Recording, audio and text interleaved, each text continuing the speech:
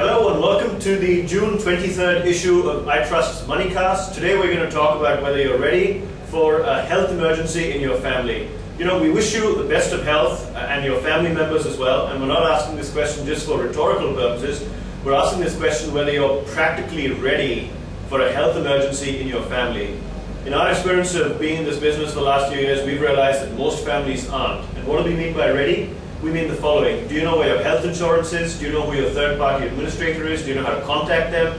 Do you have some kind of a contingency plan in terms of what to do for an emergency? Who you're going to call, in what order, where your nearest hospital or chemist is, how you're going to contact people, your doctor, and so on.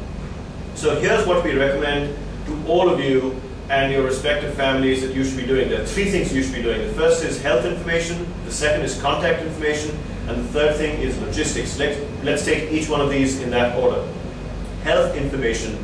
It's very important for you to keep all the records and medical history of you and your family members in a central location so that it's easily accessible and you recall the place where you have it. And what do we mean by that? We mean blood reports, x-rays, blood pressure reports, ECG readings, and so on. I think that's very important for you because the last thing you want to do is have this spread all over the place and not have access to it, because your doctors or the hospital will want to see all these reports. What else?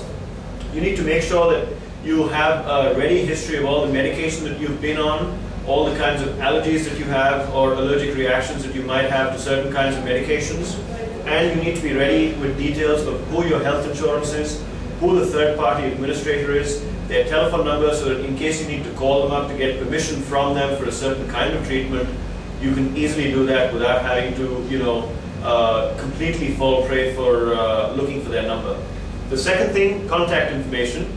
You're going to be too preoccupied with a medical emergency, so you need to have a ready sheet of people who you can contact or institutions you can contact. And by this we mean the following. Contact numbers and details for 2 hospitals close to you, 2 ambulance services close to you, your nearest chemist, your nearest 24-hour chemist, your family doctor or a certain kind of specialist close to you, depending upon the kind of ailment that you might have a propensity for or certain family members might be vulnerable for. In addition to that, you need to have contact details of your family members in case they don't live close to you or in case they travel very frequently and they happen to be out of town. The third thing that you need to be really on top of is logistics. We've all heard of how the situation could have turned out so differently if only people had been prepared or people had acted very quickly. And we can help you over here just by advising you that the few things you need to take care of to be prepared so that the outcome doesn't turn out to be very adverse is be ready with the route for what the nearest hospital is to your home, where your cars are parked or where your car is parked, where your car keys are, who's going to be the designated driver, is it going to be a member of the family, is it going to be your neighbor. Also understand where you have access to certain kinds of critical medicines or devices at home. For instance, let's say a person is asthmatic in your house. Do you know where certain kinds of instruments are that can help them with their asthma, or certain kinds of air supply units are, and so on? You probably get the point of what we're trying to say. So make sure that your health information, your contact information, and logistics are things you have discussed within the family unit.